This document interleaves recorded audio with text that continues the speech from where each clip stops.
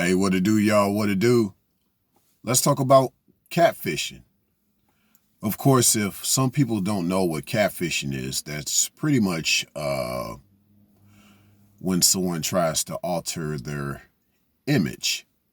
Some people can go as far as to say altering your ego to a certain extent, but for now, we are going to talk about a person's imagery.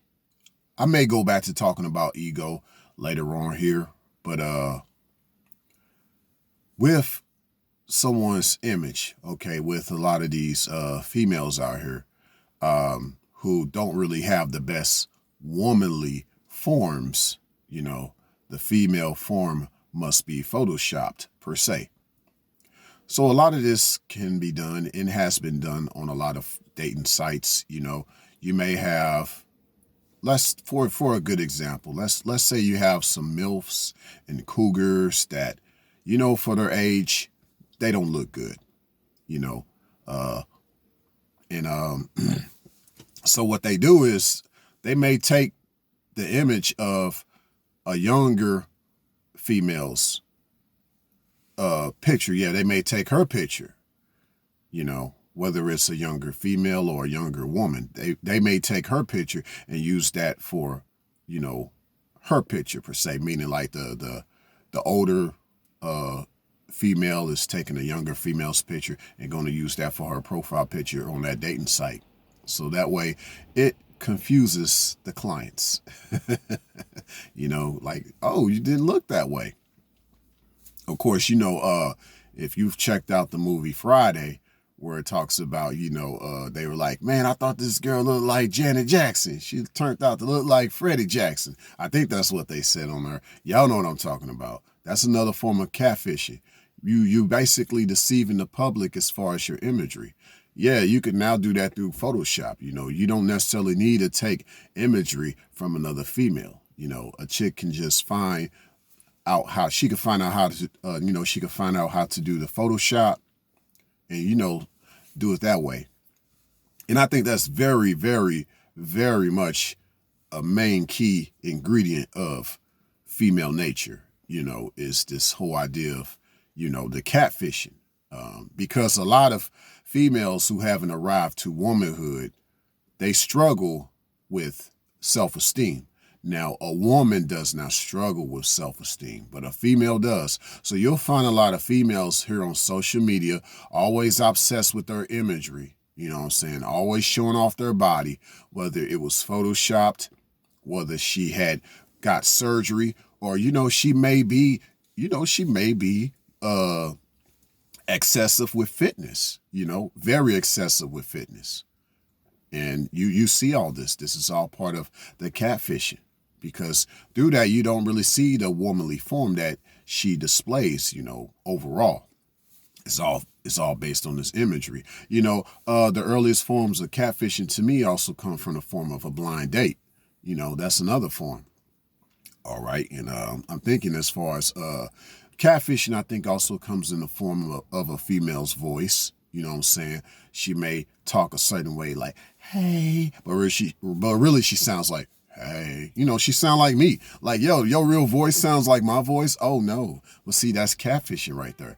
But see, a female knows how to keep her voice feminine. But a lot of times, if she's had a lot of experiences, if you will, we'll just leave it at that. You know what I'm saying? That can alter her personality and that can alter her voice to where she can't even go back to having a feminine voice. That's the sad part. A woman maintains a feminine voice, but a female, she lost her feminine voice and she has to now try to put on this act and use most of her falsetto. Basically, the falsetto voice is like, a voice term that they use in singing when you more like, ah, instead of like, ah. But see, you have a lot of females out there that talk in their falsetto voice because they no longer have a feminine voice. Real talk, okay?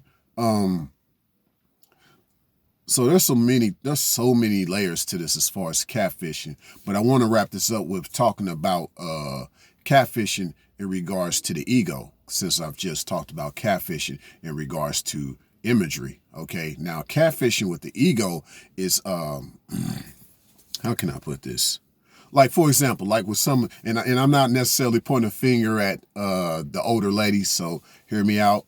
No pun intended. I'm not pointing a finger at y'all, but you know, a lot of the females instead of the women, this it just provides good examples. Like basically with an older female, what she does is she don't like to talk about her age. You know, depending on her age, she'll be like, you know, it's not common and it's not really socially acceptable for a man to ask for a woman's age. You know, you see a lot of older females talking like that. A woman don't mind telling you her age. You know, if she's aging well, most definitely she don't mind telling you her age. But a female always going to have this excuse for other women that other women don't even go by, because women don't care about the whole age thing. But females do. They don't want to talk about the age. See, a woman, she comes from the standpoint that she's not ashamed of her age, and at the same time, to her, age ain't nothing but a number. If anything, she feels like she's become more lively as she gets older, without really thinking about the aspect of being old. And with that said, I'm pretty sure I've been thinking, like, just to wrap this video up, I've been thinking this whole series of Female Nature, I think, has been a hit, ironically, with a lot of women. Of course, yeah, the females don't like it. And I've had a few of the females try to give me some backlash, but hey, it is what it is. But I get a lot of women that like this series too, ironically, because they know a lot of females that have these female tendencies, these less feminine tendencies.